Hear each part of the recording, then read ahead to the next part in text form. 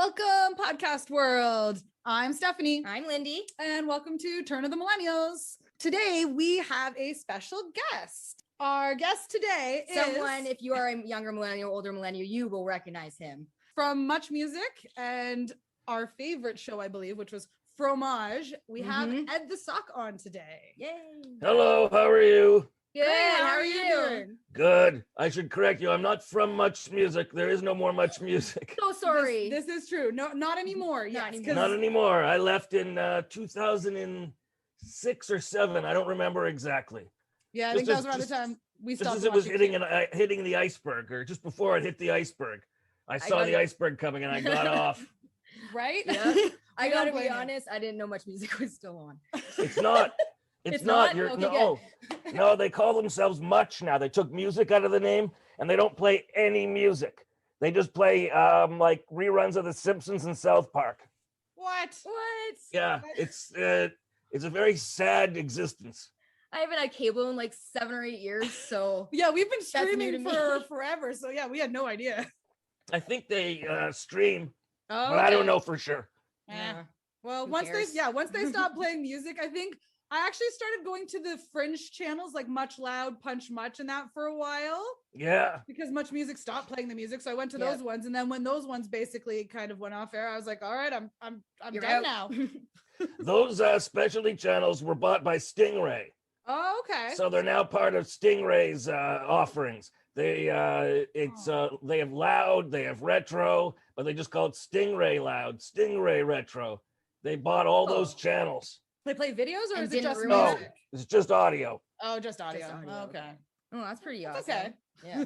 I think I stopped watching it once Countdown was dropped. Yeah, they dropped everything that people wanted to watch. It was ridiculous to see. They dropped Snow Job, which everybody loved. Yep. That was a fun festival. Oh, it was always fun. Always great. So Whenever we fun. went to different towns across the country. They dropped Tree Toss, which everybody loved. Just trying to think about. I mean, just about every show you can think of. I always loved the weekend, like when they did the Much movie weekends or the 6 Degrees of Much weekends. Oh, I love those. Those were my favorites. Yeah, those were very creative, and they stopped doing that because they put the boots to the creative people. They just wanted to be a clone of MTV. The person who was in charge constantly wanted to do MTV shows, and so she had them start putting their resources into MTV clones, and they just looked like MTV clones with like 1/1000th of the budget. They were just bad, and she didn't realize people liked MuchMusic because it was MuchMusic. They didn't want it to become MTV.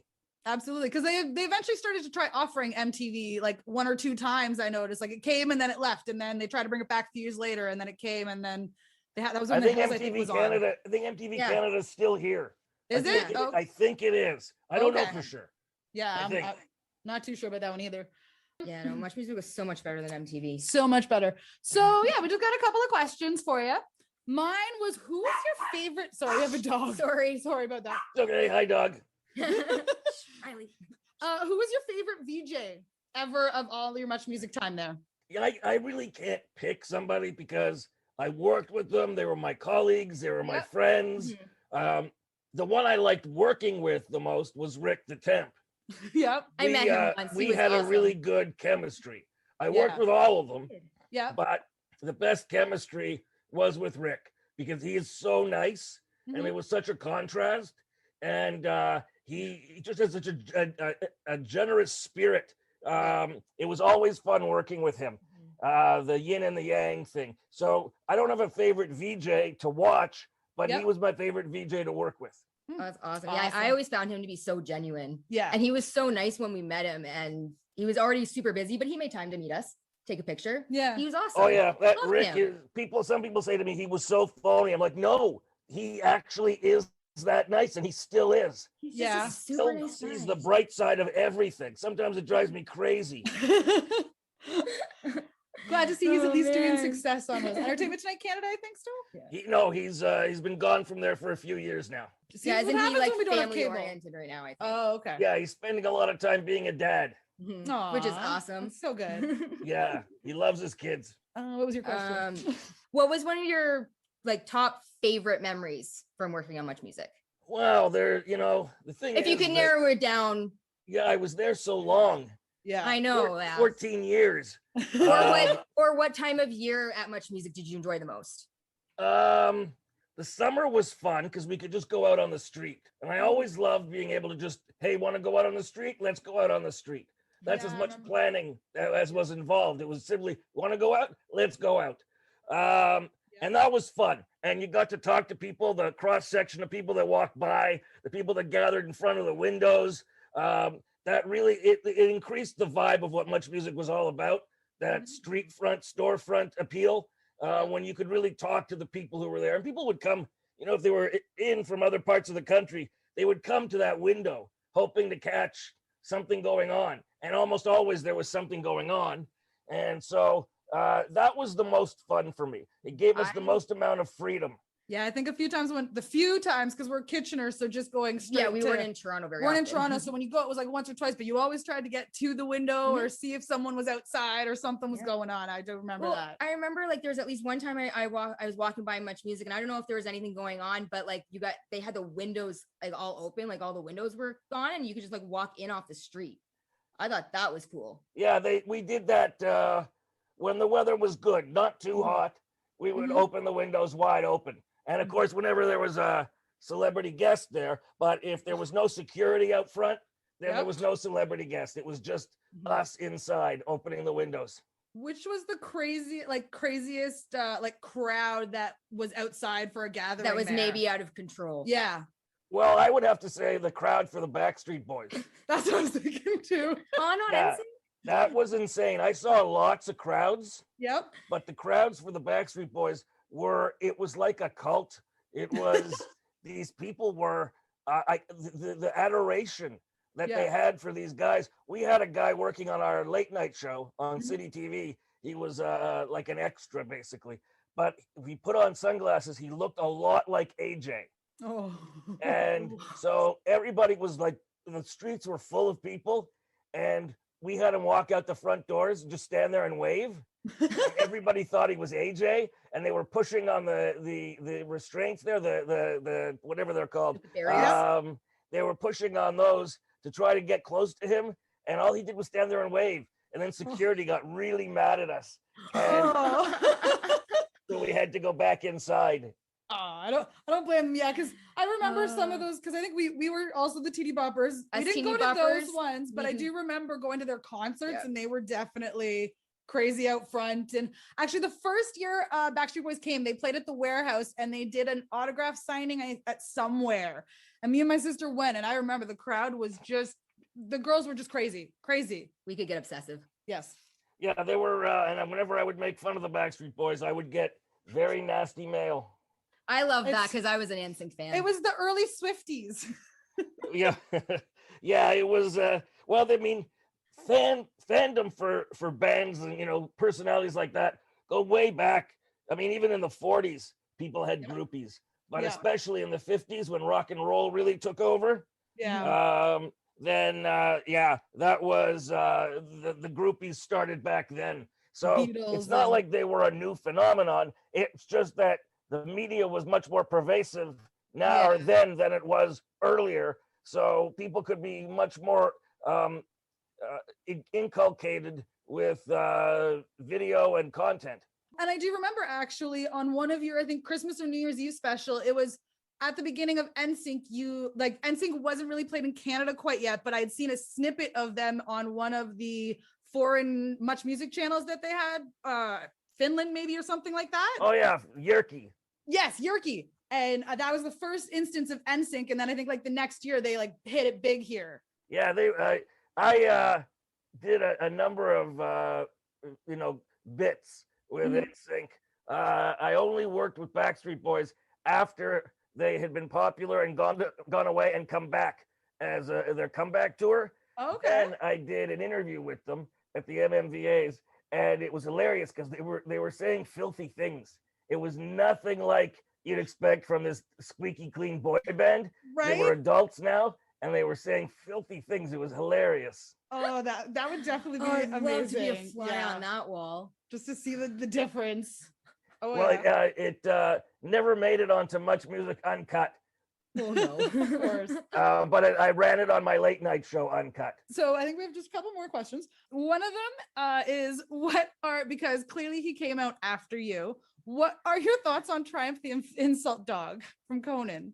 Hey, listen, the chance that he didn't rip me off is practically zero. Okay. It's obvious, yeah. I was talking to the people at Conan about going on, and then suddenly they weren't interested, and then suddenly their head writer comes up with this dog puppet and goes on a few weeks later.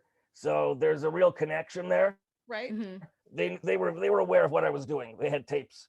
So, but the thing is, that dog still does now what he did at the beginning.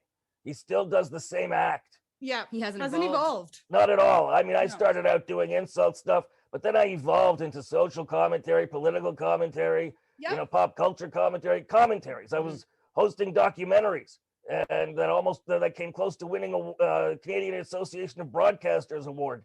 I got taken seriously as a commentator. Well, he just poops on things. So he's kind of freeze dried in the beginning of where he started. And he also gave an interview on the Entertainment Weekly years ago, where he admitted that after they shoot stuff, he goes back to the edit suite and he will change what he says. What? So he'll put in something he didn't say over something he did say, and that makes him seem more daring, and it makes the reaction of the people seem funnier because it's kind of off. Because they're not responding to exactly what he's saying. Yeah. Wow. That's what a dill hole. Yeah, with me, it was whatever I shot. Yeah. And it was genuine. And that's, I think, why people loved it, because they were like, this guy's genuine. We know we know what he thinks. Yeah. I didn't have time to go back and edit. Right? You get what you get, right? Exactly. I wanted to know, is it still the original sock, or has he had some repairs over the years, or had a facelift? I've been slightly altered in my appearance over the years. Okay. Because who keeps the same look as they had in 1994? I know some people. Okay, well, and as you can tell, it doesn't really age well. No. Well, now actually the 90s are coming back, so you'd be back in fashion again. The wrong 90s stuff is coming back. Well, the wrong everything of generations comes back. The wrong fashions, the wrong hairstyles. It's always the most emblematic stuff, which is usually the loudest stuff that comes back, and the loudest stuff is usually the ugliest stuff. It is. I'm just so glad shoulder pads haven't come back. You wait. Well, just any time now. Right, the shoulder mullets pads here and now, big hair. so Shoulder pads and big hair, they're due for a comeback. Mullets are coming in, so you're just one step away from that big hair with the mullets. I don't know that mullets ever went away. True, but they're definitely making a big rise in comebacks, though. Yeah, definitely making a more rise. Yeah, they just sort of retreated to the hinterlands for a while. You're kind of just an ironic fashion at this point, like. Yeah, people do it as a joke. Yeah, because you're like, oh, it's only hair, it'll grow out, right? Yeah, when you're young, Okay. Do you have any questions? I think I'm actually out of questions. All right. My sister actually wanted to say that she loves Liana Kay, your wife. Well, she's not my wife. She's Kersner's wife, but she is my co-host. Co-host. Yes. Sorry. Yes. My apologies. Co-host. So basically, with MuchMusic, you are trying to relaunch it into the online format now? Well, yeah, you really can't do much music on television anymore.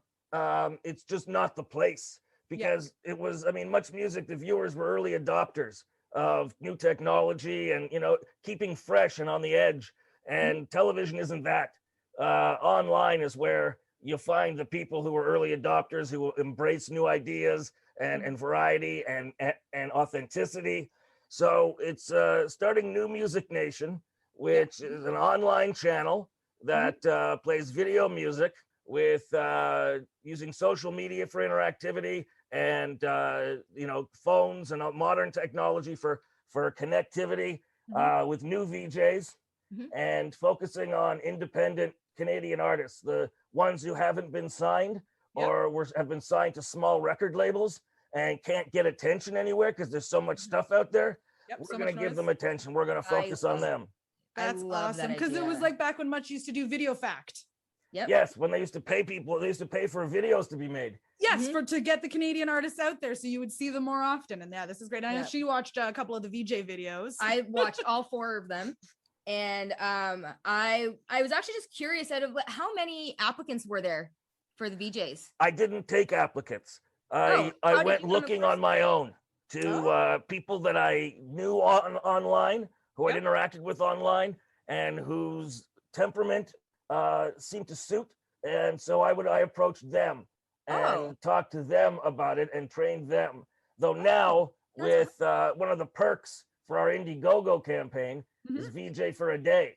And I should have put a limit on that, because now there's, I don't know how many VJ for a day there. Last I checked, there was 21. Now there's probably more.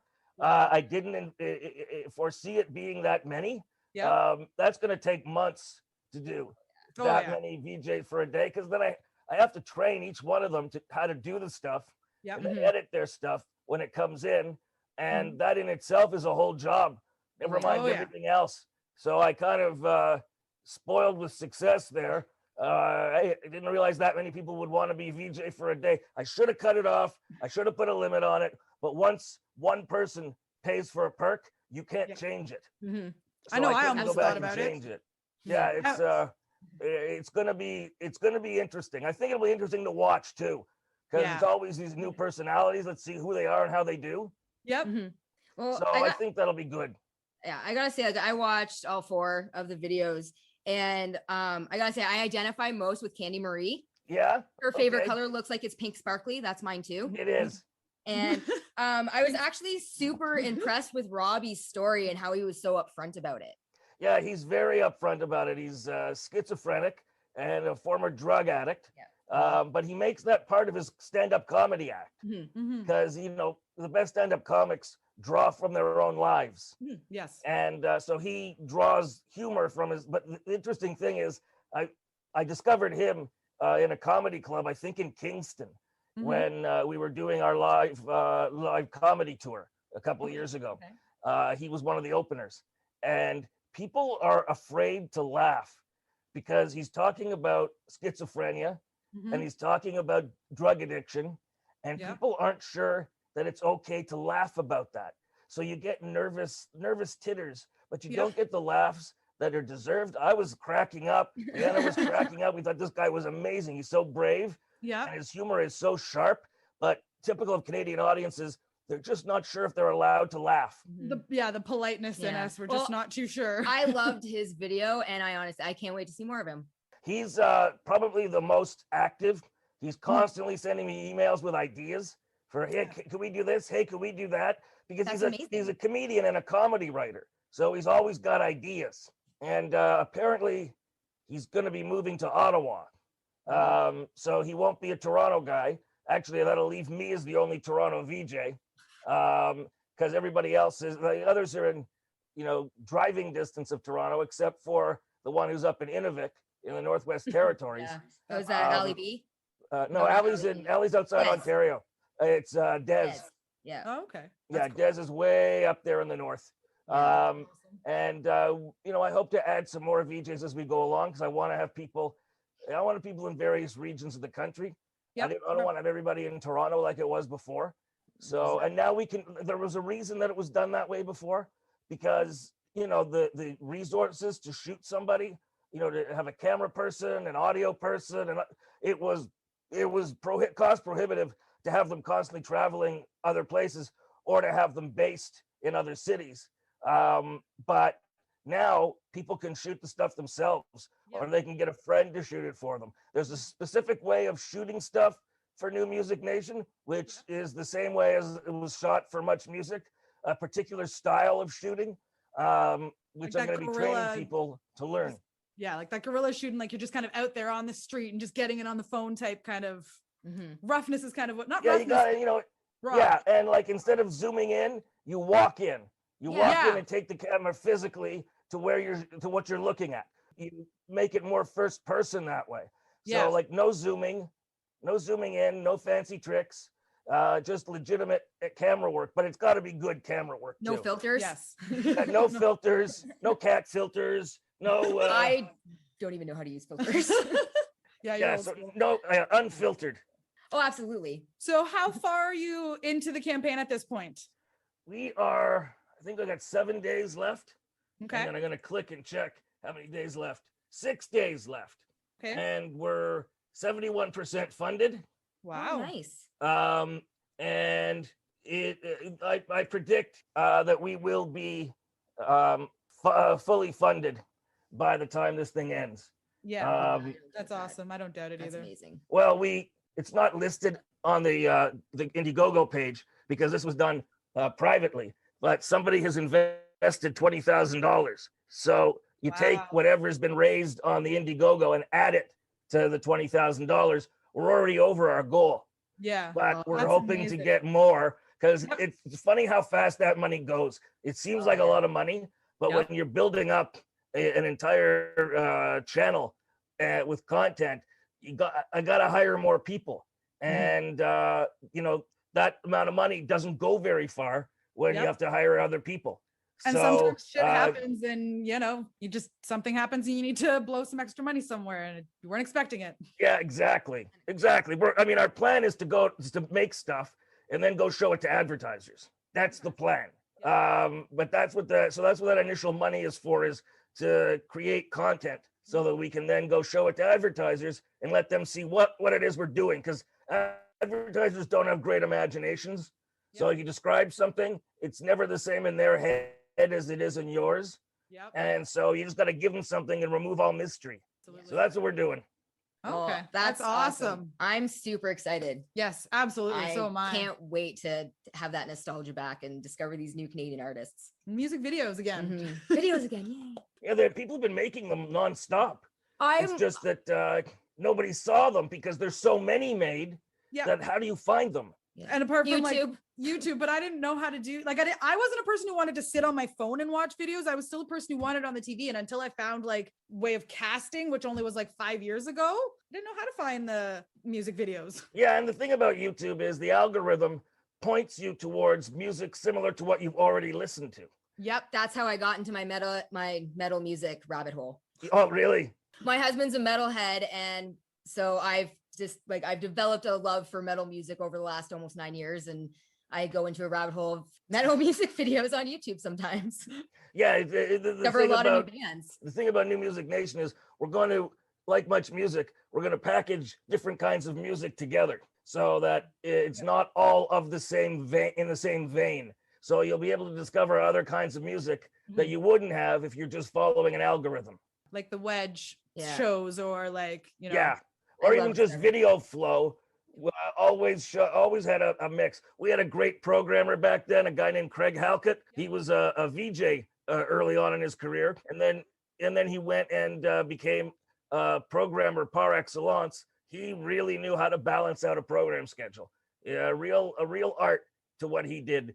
And now got to try and find a way to duplicate that. Somebody's watched many hours of MuchMusic. Yeah, I'm going to be doing nothing else but this. It's going to be very, very busy. Right? Oh, I wish you the best of luck. Thank you very much for coming on podcast. And thank you so much. It. It was great. Well, thank you guys for supporting our Indiegogo. Thank you for supporting us. It's it's all very important. Every little bit, every little brick builds the wall, and builds the building. And supporting local Canadian content and just what's going to come from that Canadian content is just going to be amazing. We know it. Yeah, we got over 411. We got 411 backers now. Wow, nice. So each person gives a little bit, and it builds up. That's the magic of crowdfunding. Yeah. So look, I have to fulfill 411 things because people bought perks. So now I got to do fulfillment on 411 things. 410 because I've done yours now. Yeah. Yay. You're the first fulfillment of a perk. Oh, yay. Thanks, Ed. So now only 410 left. Well, it's going to be a long time, but we thank you for all of it. Thank you so much. Thank you for all of our teenage memories. Absolutely. From us, for sure. You're welcome. And thanks for having me on. Thank you very much. You have a great night. Okay, you too. Bye. Bye, guys. That was our chat with Ed the Sock. That was Ed the Sock. That was so much fun. I like had a smile on my face the whole time. Like I'm talking to Ed the Sock right now. Like I'm fucking talking to Ed the Sock right now. Excited too. Kevin was pretty stoked about hearing it as well. So yeah, that was really fun, really awesome. So this voice filled my bedroom for like my entire teenage years, and all the VJs at MuchMusic. I loved him. I loved how raw and hilarious he was. Yeah, all the VJs at MuchMusic, many hours just having MuchMusic on in the background. Like I said, video flow was just hours of videos, and you just sometimes there was a couple you're like, man, I'm not a fan of, so you just kind of maybe like turn it down or mute it, or change a channel to Much More Music to see what might be on that one, or CMT, one of the other music channels. Music television. But yeah, it was always on, and that was just a lot of fun. Oh, that was so exciting. I didn't expect, like when we started a podcast, I didn't expect to not only interview someone of his stature because he's awesome, but this soon. Actually, surprisingly, I was reading on one of the Facebook groups, the podcasting groups we were in. Someone's like, oh, how do you get influencers in your niche on your podcast? And everyone is literally like, just ask. You'd be surprised at what you could get. Yeah. And I was like, if you don't ask, you won't get. Right. So just like, the worst they can do is say no, right? Right. And so like maybe there's some people we might have to find out there and ask in the interwebs. We'll see. Oh well. Yeah. So that was a grand old time. That was great. I mean, I didn't know that he like handpicked his VJs. Yeah, I thought that would have been like I thought it was a search. Yeah, like the VJ searches back in the day. Yeah, so I was like, because like when I was gonna ask him, like, I didn't see any type of advertisement at all for apply to like win to be a VJ or get to be a VJ on no, me neither. But yeah, like he handpicked them. That's pretty awesome. That's really cool because I thought maybe it might have been a VJ search because previously on old MuchMusic they had those old VJ searches, but nope, they just like handpicked themselves, and I'm intrigued to see what they bring to the table. This is going to be super nostalgic. So New Music Nation is what the new channel is going to be called, as he said in there. If you want to help out, go to NewMusicNation.ca. There's an .ca? I believe it's .ca. Yeah. We should or .com/.com. And there's an Indiegogo campaign that's on to there's fund a link there that you can go and fund. If it's not closed, I'm sure you can, or by the time this airs, if it's closed, I'm sure you can reach out to him on Facebook or Instagram, and I'm sure he'll gladly accept any donations. NewMusicNation.ca. That, I guess, is our episode. It's a quick episode. It is, but some of our other episodes have been really long recently, so it's okay to have a little break. We'll have a little short episode this week. We'll give you a little break to the ears, and then we have so we got some more recordings to do today too. So we'll give y'all a break. Oh, just wait until we do our Drop Dead Gorgeous episode. Y'all are gonna hate us, but you're gonna hate us. It's gonna be fun. But so anyway, follow us on Spotify, Instagram, Google Podcasts, Google, TikTok, Apple Podcasts, Google Podcasts, Spotify, TikTok. We still got to upload some content on there a little bit more. I want to do my idea for the Blossom Dance. Okay. Maybe work it together or something, and we'll put it up. And then, follow us on Instagram. I think we have Facebook. Follow us on all our handles. Send us an email, turnofthemillennialspodcast.com, millennials with one N. Because she messed it up when she set it up. Yeah. So, I believe that's it for us today. Have a good time. Have a great night. We don't know if it's night, day. So, good afternoon, good evening, and good night. Hasta luego, yo. Peace out.